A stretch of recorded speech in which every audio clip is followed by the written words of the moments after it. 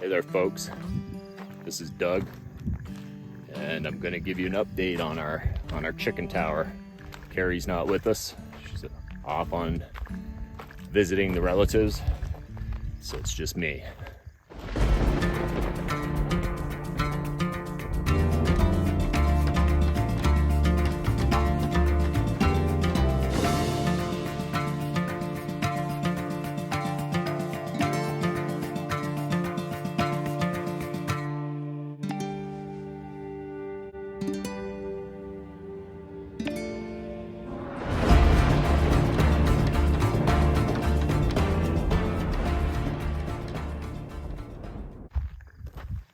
So if you're new to this channel, we're two rebels off grid.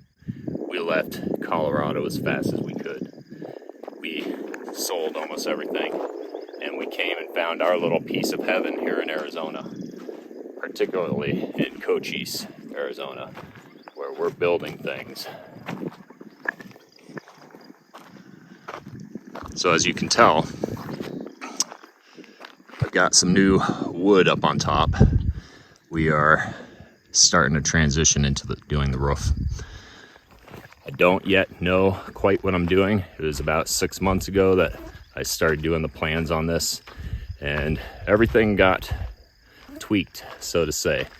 It's called being fluid in my mind. It's being fluid, being able to change to certain materials might change, design might change. Everything might change as I go along, because that's the creative nature in me and Carrie. We see things and then we might see them in a different way. Things inspire us to go a different route.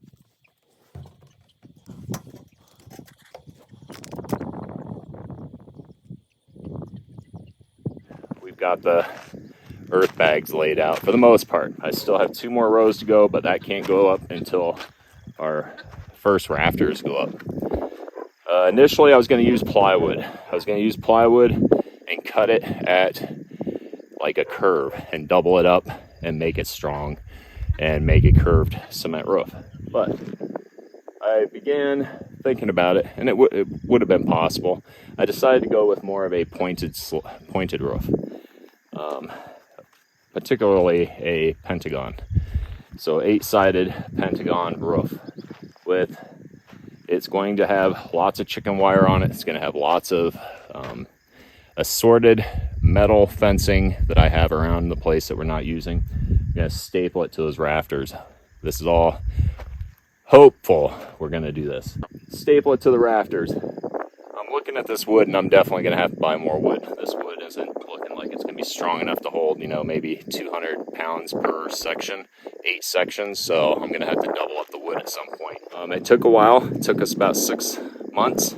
Working not every day, obviously. I did the math and we could have done all this in about 20 days if we had 8-hour shifts every single day, nothing interrupting, no weather interrupting our plans, no sidetracking work that we have to get done first. And I'm running out of time. Monsoon's gonna come here. You can see those clouds in the background.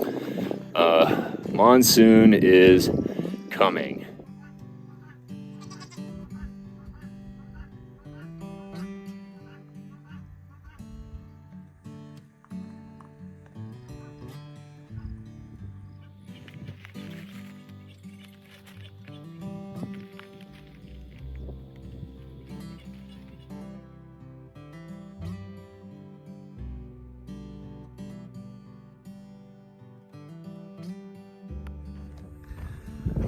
So, I believe that we're gonna get lucky and have our first monsoon of the year. I'm guessing, because I'm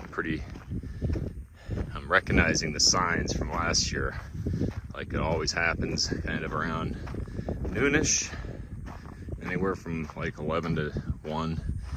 You'll see these clouds moving in and they kind of sneak up on you.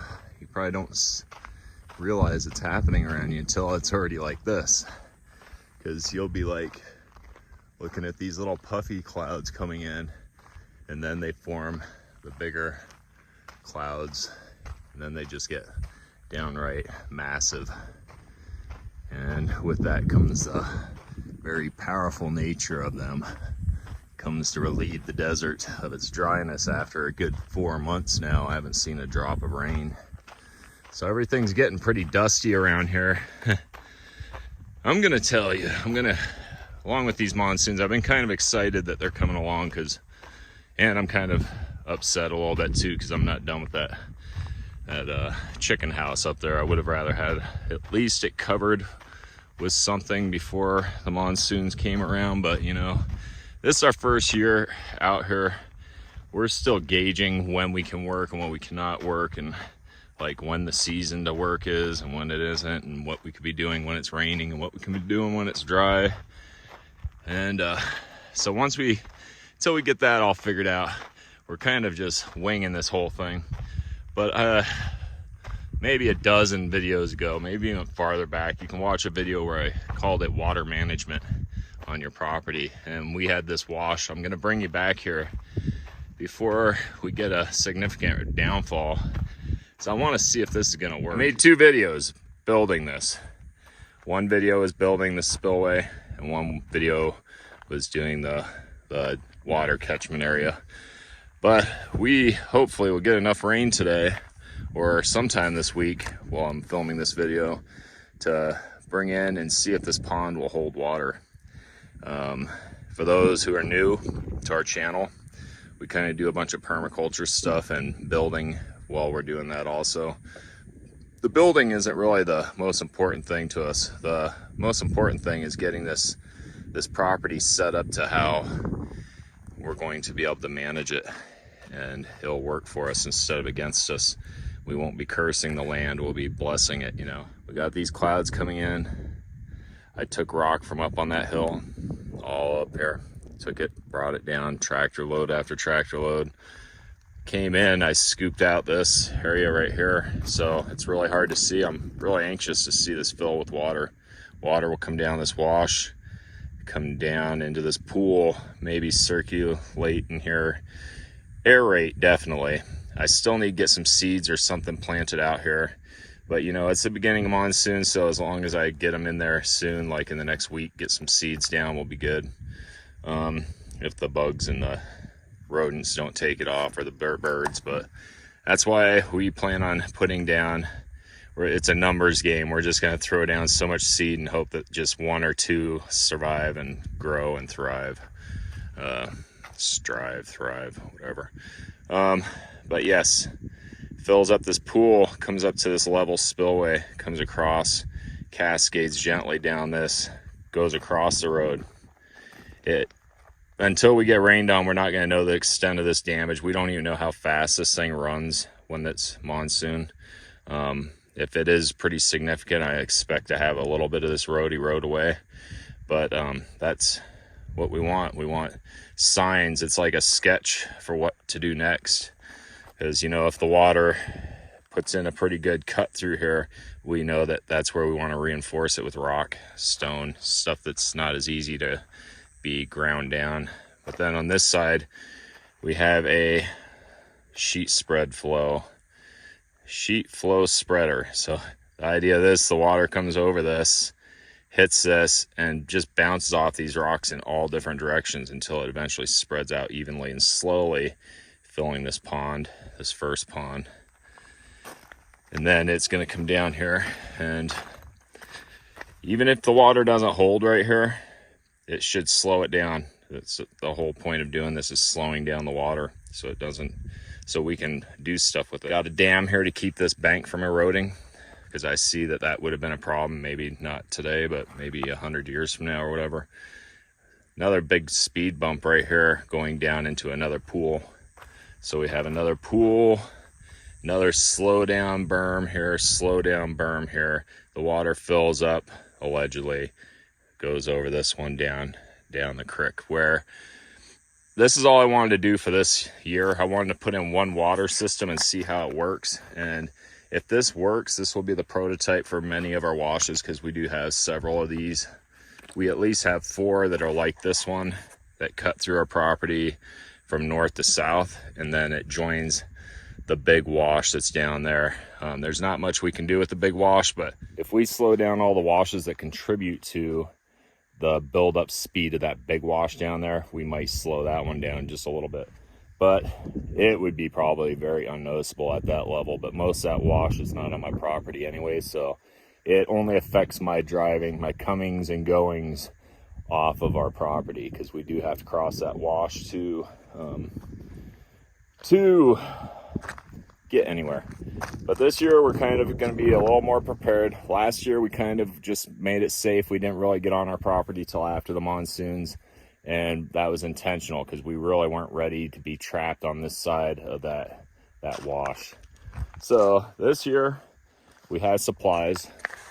Everything we own is on this side of the wash. Our car is 4-wheel drive and has a crawling mode on it. I'm not too worried about that. I think we can come and go unless there's a 30-foot drop that's made at any point.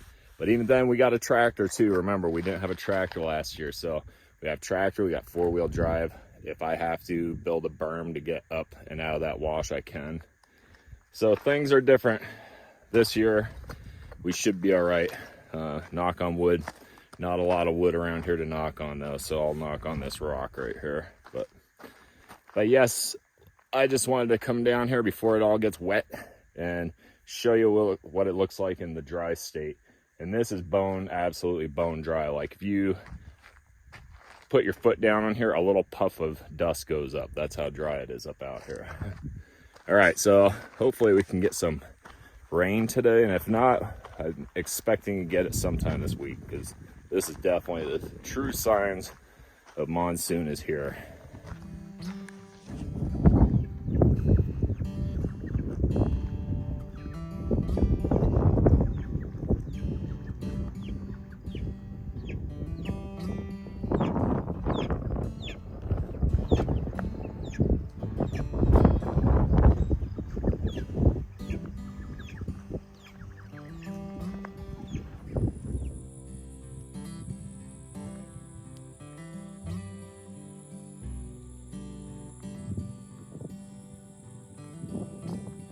This should be the last row that we do for the bags before we put up the rafters for the roof. We're still undecided quite what we're going to do for the roof, but I'm going to attempt to do my original plan. But right now, it's most important thing is to get this top layer level. I know it's really important to keep all these bags level, but as you notice, not any of our rows were level at all. So just like the concrete foundation, the stone foundation, the very top row is the one that really matters. So you can be uneven on all these rows, and actually it really doesn't matter until you get to that top row, and that's got to be pretty level. Tried using my laser to fine level, but because it's a red laser bouncing off red bags in the middle of a very highly polarized sun, you can't see the laser. So the laser will come in handy maybe when we're doing indoor stuff when there's already a roof on, which is kind of a little on the late side. But I didn't continue to film the monsoon because it actually ended up being very uneventful.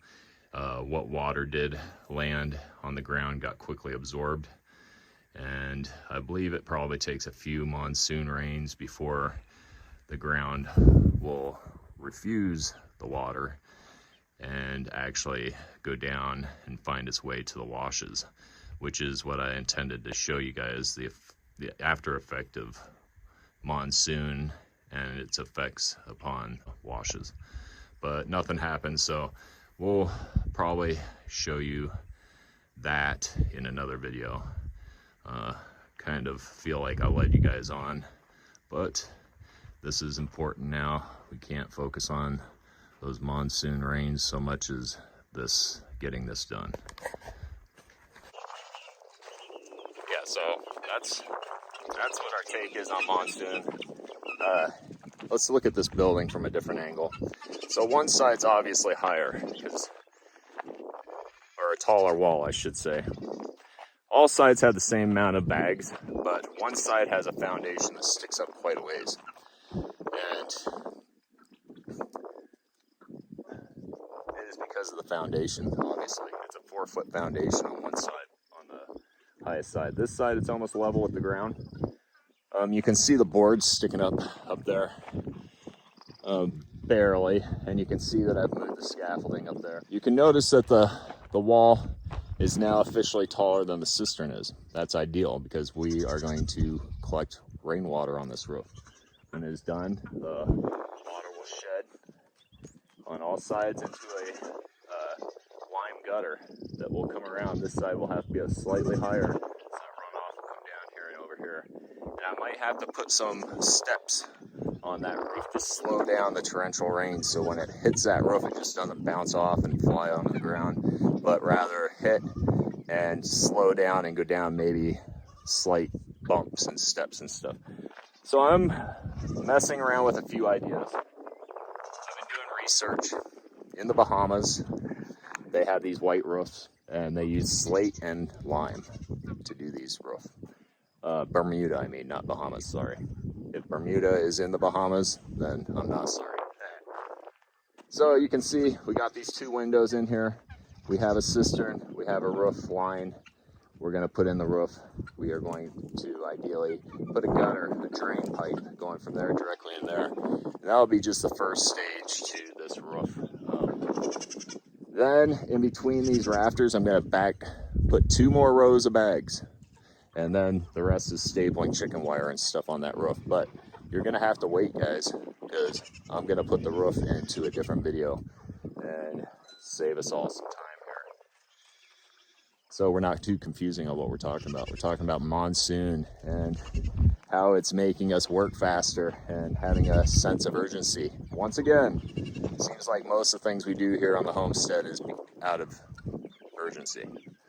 So we're running out of time, dry time. We've talked to people that have built these before, and they say that they're perfectly fine in monsoon rains. I don't want to risk that, and I also don't want to be having to put up a tarp every time it rains, because that's pretty much every day. I don't want to be messing with putting a tarp up there and taking it down, working, doing that and that. But, so I'm researching lime mortar mixes for the top of this thing. You're just going to have to wait, guys, and see what I'm going to do with this.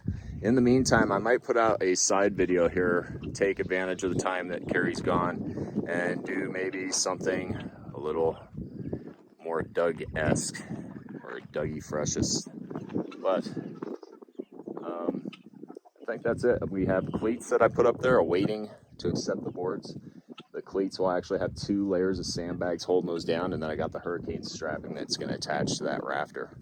So I don't feel like I need to put a bond beam on this, and that's because the building is round and it's slightly concaved inward, so all the strength, it's all pushing against each other.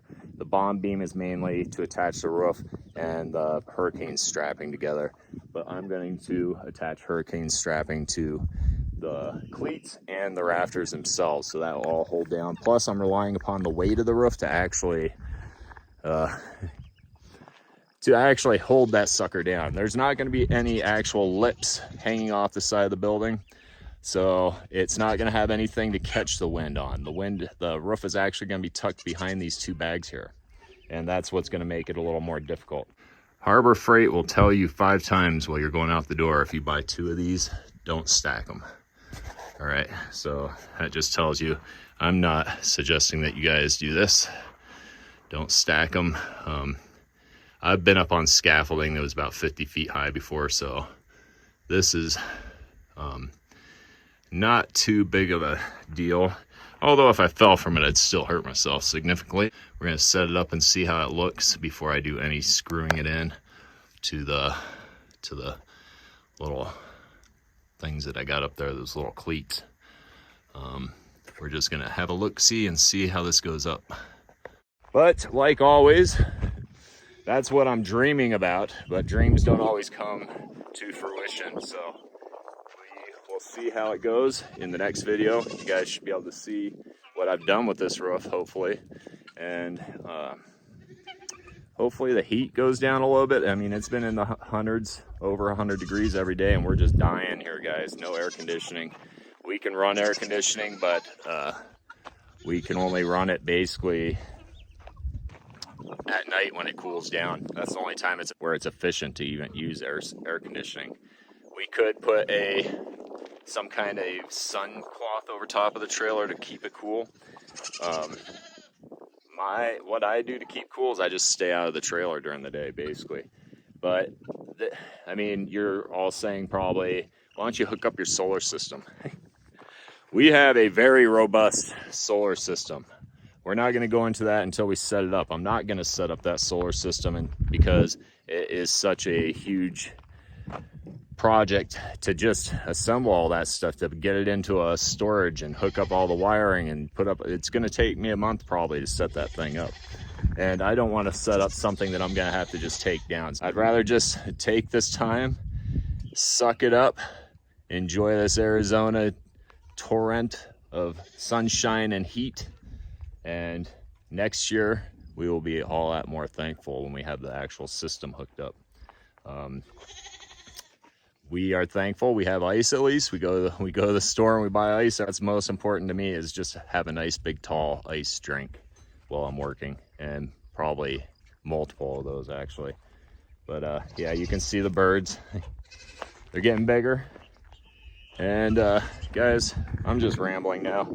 Let's go ahead, and I'm gonna go and edit this video and put it up, hopefully, so this weekend we have something to watch. And you can tell all the animals, they're not liking this heat either. I think the goats are taking it the best. All the chickens and the turkeys, they're all just struggling. They all got their little mouths, they're panting. We just had a water delivery. We had 3 of our cisterns filled up. We've been watering lots lately, and that's because we have these trees here now. We're trying to keep them alive until monsoon comes, and then we shouldn't have to water them at all. And then once we have a season of monsoon, I believe that we probably won't have to water many of these trees that often, where it's going to be running our water sources dry quickly like it has been these past few months. But yeah, I think next week it's in the 90s, but there's one day it says 40% chance rain and thunderstorms. So we're going to try to at least get the framework and the chicken wire up on this building and prepare it for doing some lime up there. And it's all an experiment to us. It's all new to us. We have to do lots of research and make sure we're not doing things wrong. And there just isn't a lot out there on lime roofs, guys. I haven't seen a lot. I've seen a couple things in England where they did it. I've seen stuff in Bermuda.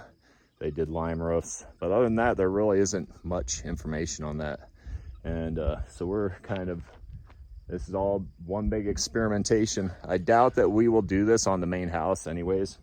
This is probably the only building that we will put a lime roof on, unless we decide to do a round building on the main house. And that is quite possible. But guys, hope you enjoyed this quick video. And we hope you're staying cool and drinking lots of water. And if you like this video, go ahead and hit that thumbs up button. And remember to subscribe if you're new to this channel and haven't subscribed, and hit that notification button, and you'll be kept up to date whenever we put out a video, which we're trying to do one a week, guys. It makes for better videos, I think, once a week, and start jamming a few videos in each week. And remember, we also got that membership thing down there. If you want to help support our cause, this helps us greatly. It'll help with the animal food and stuff like that, supplies. Yeah, and that's it, guys. We hope you have a great day.